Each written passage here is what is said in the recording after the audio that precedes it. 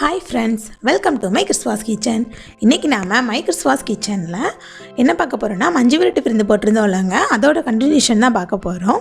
அதுக்கு முன்னாடி நீங்க நம்ம சேனலை ஃபர்ஸ்ட் டைம் பார்க்கறதா இருந்தா மறக்காம Subscribe பண்ணிக்கோங்க. பக்கத்துல இருக்க பெல் ஐகானையும் கிளிக் பண்ணிக்கோங்க. இப்போ வாங்க நம்ம வீடியோக்குள்ள போலாம்.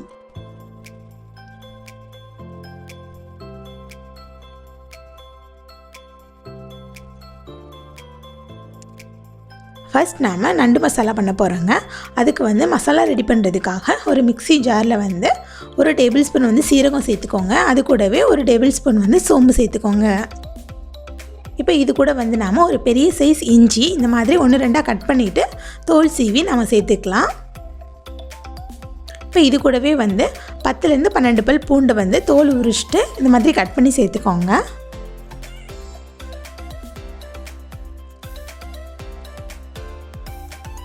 இப்போ பூண்டு சேர்த்ததுக்கு அப்புறமா வந்து நம்ம மிளகு சேர்த்துக்க போகிறோம். மிளகு வந்து ஒரு 2-3 டேபிள் ஸ்பூன் அந்த மாதிரி உங்களுக்கு காரத்துக்கு ஏற்ற மாதிரி சேர்த்துக்கோங்க. ஏன்னா நண்டுக்கு வந்து மிளகு காரம் வந்து நல்லா அதிகமாக இருந்தால் தான் ரொம்ப டேஸ்ட்டாக இருக்கும்.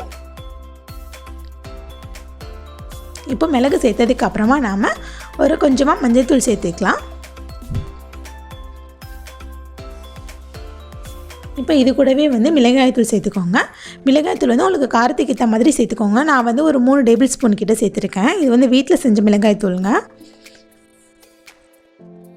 இப்போ மிளகாய்த்தூள் சேர்த்ததுக்கு அப்புறமா இது கூட நாம் வந்து தேங்காய் துருவல் வந்து சேர்த்துக்கலாம். தேங்காய் துருவல் எதுக்காக சேர்க்குறோம் அப்படின்னா நம்ம நண்டு மசாலா பண்ணுறப்போ அதோட டேஸ்ட் இந்த தேங்காயோட ஃப்ளேவர் வந்து ஃபுல்லாக கிடைக்குங்க. கொஞ்சம் அந்த நண்டு கிரேவியும் வந்து நமக்கு திக்காக கிடைக்கும். அதுக்காக தான். இப்போ சேர்த்ததுக்கு அப்புறமா இதை வந்து நம்ம தண்ணி சேர்த்துட்டு அரைச்சி எடுத்துக்கலாம். இப்போ இந்த மாதிரி அரைச்சதுக்கு அப்புறமா இதில் தேவையான அளவு வந்து உப்பு சேர்த்துக்கோங்க. சேர்த்துட்டு மறுபடியும் இதை அரைச்சி எடுத்துக்கோங்க. பாருங்கள், இந்த மாதிரி கொஞ்சம் கொரப்பாக வந்து நம்ம அரைச்சி எடுத்துக்கணும்.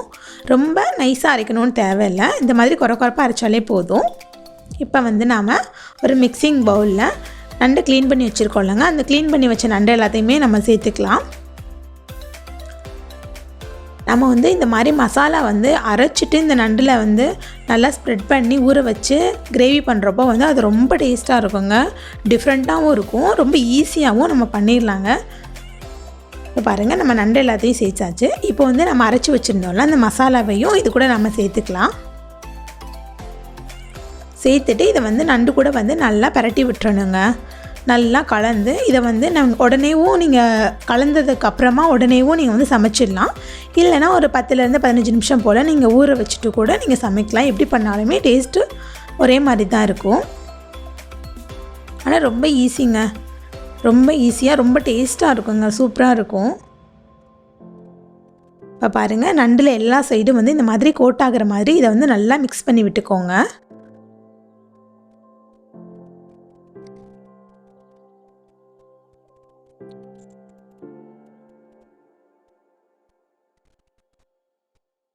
இப்போ நம்ம நண்டு எல்லாம் நல்லா மிக்ஸ் பண்ணி விட்டாச்சுங்க. பாருங்கள், நல்லா கோட்டாகிருக்கு. மசாலா எல்லா சைடுமே நண்டோட எல்லா சைடுமே வந்து நல்லா ஸ்ப்ரெட் ஆகிருக்கு. இப்போ நாம் தாளிக்க ஆரம்பிச்சிடலாங்க. அதுக்கு ஒரு பேனில் வந்து ஒரு 3-4 டேபிள் ஸ்பூன் கிட்ட வந்து எண்ணெய் சேர்த்துக்கோங்க. இது கூடவே வந்து கொஞ்சமாக பட்டை, பிரியாணி இலை அதெல்லாம் சேர்த்துக்கோங்க. இது சேர்த்ததுக்கு அப்புறமா இதில் வந்து ஒரு டீஸ்பூன் கிட்ட வந்து சோம்பு சேர்த்துக்கோங்க.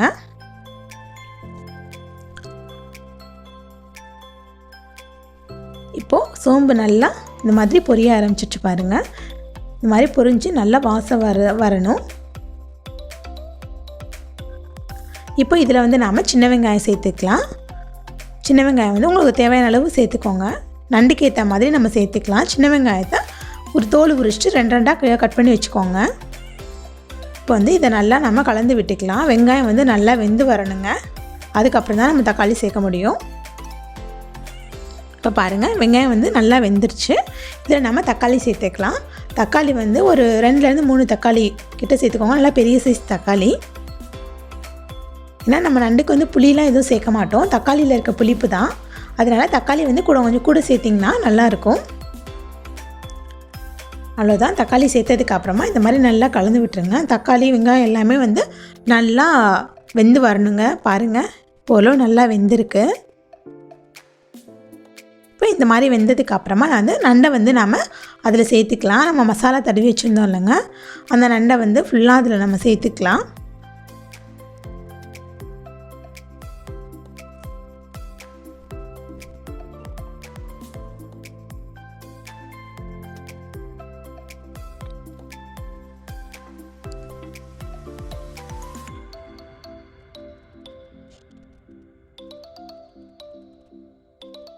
பாருங்கள், இப்போ இந்த நண்டு எல்லாத்தையுமே நான் இதில் சேர்த்ததுக்கு அப்புறமா இது எல்லாத்தையும் வந்து நம்ம நல்லா கலந்து விட்டுக்கலாம். அந்த வெங்காயம் தக்காளி இருக்குல்லங்க, அது கூட கலந்து அந்த நண்டில் நம்ம மசாலா தடவி வச்சுருந்தோம்ல, அதோட பச்சை வாசனை எல்லாம் போகிற அளவுக்கு வந்து நம்ம நல்லா அதை வதக்கி எடுத்துக்கலாங்க.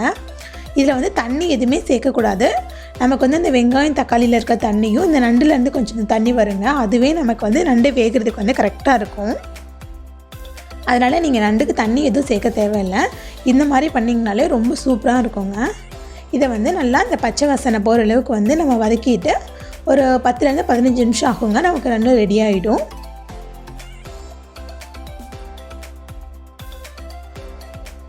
பாருங்கள் எவ்வளோ சூப்பராக வந்துட்டுருக்குன்னு. அவ்வளோதாங்க, நம்ம நண்டு மசாலா ரொம்ப சூப்பராக ஈஸியாக ரெடி ஆகிடுச்சு. இப்போ நம்ம நெக்ஸ்ட்டு வந்து ஃபிஷ் ஃப்ரை பார்த்துடலாம். மீன் வறுக்கிறதுக்கு வந்து ஃபஸ்ட்டு நாம் மசாலா ரெடி பண்ணிக்கலாம். இன்றைக்கி நாங்கள் வந்து சங்கரா மீன் எடுத்துருக்கோங்க. இதை வந்து கடையிலே க்ளீன் பண்ணி வாங்கிட்டு வந்தாச்சு. இதில் வந்து ஒரு சின்ன மிக்சிங் பவுலில் வந்து இஞ்சி பூண்டு பேஸ்ட் வந்து ஒரு டேபிள் ஸ்பூன் கிட்ட சேர்த்துக்கோங்க. மீனுக்கு ஏற்ற மாதிரி சேர்த்துக்கோங்க. இது கூடவே வந்து 1 டீஸ்பூன் வந்து மஞ்சள் தூள் சேர்த்துக்கலாம். இப்போ இது கூடவே வந்து தனிமிளகாய் தூள் சேர்த்துக்கோங்க. உங்களுக்கு காரத்துக்கு ஏற்ற மாதிரி சேர்த்துக்கோங்க. நான் வந்து இன்றைக்கி 2 டேபிள் ஸ்பூன் கிட்ட வந்து சேர்த்துருக்கேங்க. இப்போ இது கூட வந்து நம்ம 1 முட்டை சேர்த்துக்கலாம். இப்போது முட்டை சேர்த்ததுக்கு அப்புறமா நாம் வந்து இதில் வந்து தேவையான அளவு வந்து உப்பு சேர்த்துக்கலாம். இப்போ இது கூடவே வந்து புளிப்புக்காக ஒரு 1/2 லெமனுங்க, 1/2 எலுமிச்சம்பழத்தை வந்து நம்ம புளிஞ்சு விட்டுக்கலாம். இப்போ இது எல்லாத்தையும் வந்து நல்லா ஒரு பேஸ்ட் மாதிரி மிக்ஸ் பண்ணி எடுத்துக்கோங்க. நம்ம எதுக்காக முட்டை சேர்க்குறோம் அப்படின்னா, நம்ம மீனில் மசாலா தடவி பொரிப்போம் இல்லைங்க, அப்போ வந்து மசாலா எல்லாமே வந்து கீழே விழாமல் இருக்கிறதுக்காக தான். பாருங்கள் எவ்வளோ சூப்பராக வந்திருக்குன்னு அந்த மசாலா. இப்போது மீனில் வந்து இந்த மசாலா எல்லாத்தையும் வந்து போட்டு நம்ம நல்லா மிக்ஸ் பண்ணி விட்டுக்கலாங்க. நம்ம எக் சேர்க்குறனால கிறிஸ்பியாகவும் இருக்குங்க கொஞ்சம் நல்லா. அதே சமயம் வந்து மசாலாவும் வந்து கீழே எண்ணெயில் வந்து கொட்டாமல் இருக்கும், அதுக்காக தான். இப்போ வந்து இந்த மசாலாவை ஃபுல்லும் நம்ம மீனில் எல்லா சைடும் ஸ்ப்ரெட் ஆகிற மாதிரி நல்லா கலந்து விட்டுக்கலாம். கலந்ததுக்கு அப்புறமா வந்து இதை வந்து ஒரு 1/2 hour இல்லை ஒரு 1/4 மணி நேரத்துக்கிட்ட வந்து இதை வந்து ஊற வச்சுடுங்க. ஊற வச்சுட்டு பண்ணோன்னா இன்னும் கொஞ்சம் டேஸ்ட்டாக இருக்குங்க. பாருங்கள், இதை வந்து மசாலா தடவிட்டு இதை வந்து கொஞ்சம் அப்படியே நம்ம ஒரு 1/4 மணி நேரம் போல் ஊற வச்சு எடுத்துக்கலாம். எவ்வளோ சூப்பராக மசாலா எல்லாம் ஃபிஷ்ஷில் கோட்டாயிருக்குன்னு பாருங்கள். இப்போ நம்ம வந்து மீன் பொரிக்கிறதுக்கு வந்து ஒரு தோசைக்கல்லில் வந்து கொஞ்சமாக நான் எண்ணெய் சேர்த்துருக்கேங்க. நீங்கள் வேணும்னா ஒரு பெரிய பேனில் நிறைய எண்ணெய் சேர்த்து வந்து நீங்கள் அதில் பொரிச்சு எடுத்துக்கலாம். நாங்கள் பொதுவாக வந்து தோசைக்கல்லில் தான் பொரிச்சு எடுப்போம். மீன் வந்து சின்ன சின்ன மீனாக இருக்கனால. இப்போ எல்லா மீனையும் வந்து நம்ம ஒன்றா இந்த எண்ணெயில் சேர்த்துக்கலாம். சேர்த்துட்டு இது 2 சைடும் ஃபஸ்ட்டு 1 சைடு வெந்ததுக்கு அப்புறமா மறுபடியும் இதை நம்ம திருப்பி போட்டுக்கலாம். திருப்பி போட்டு வேக வச்சு எடுத்துட்டோன்னா நம்ம ஃபிஷ் ஃப்ரை வந்து முடிஞ்சதுங்க. அவ்வளோதான், ரொம்ப ஈஸியாக ரெடி ஆயிடுச்சு. ரொம்ப ஈஸி தாங்க, ரொம்ப ஈஸியாக பண்ணிடலாம். மசாலாவும் வந்து நம்ம வீட்டில் இருக்க மசாலா வச்சு ஈஸியாக பண்ணிக்கலாம். பாருங்கள், நம்ம திருப்பி போட்டதுக்கு அப்புறமா இப்போ 1 சைடு வந்து நல்லா வெந்துட்டுருக்கு. என்ன வேணும்னா நீங்கள் மேலே வேணும்னாலும் எண்ணெய் சேர்த்துக்கலாங்க கொஞ்சம்.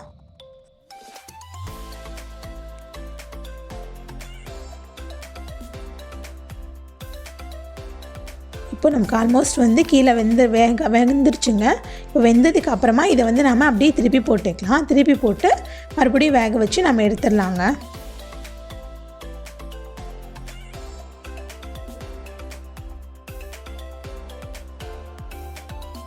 பாருங்கள், வெந்ததுக்கு அப்புறமா இதை நம்ம திருப்பி போட்டுட்டோம். நம்ம ஊற்றின எண்ணெய் எல்லாமே வந்து அப்படியே அந்த மீன் வந்து அப்சர்வ் பண்ணிச்சு பாருங்க. அவ்வளோதான், நம்மளோட ஃபிஷ் ஃப்ரை வந்து ரொம்ப ஈஸியாக வீட்டில் இருக்க திங்ஸை வச்சு சூப்பராக ரெடி பண்ணியாச்சுங்க. பாருங்கள் எவ்வளோ சூப்பராக வந்திருக்குன்னு.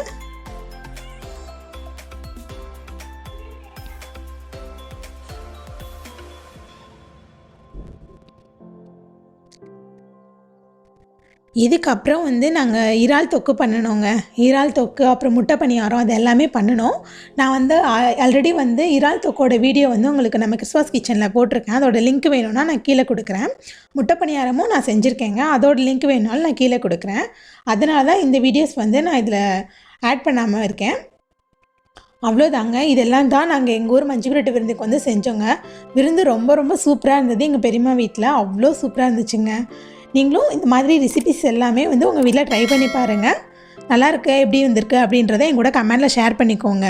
மறக்காமல் மை கிறிஸ்வாஸ் கிச்சன் சேனலை சப்ஸ்கிரைப் பண்ணிக்கோங்க. தேங்க்யூ.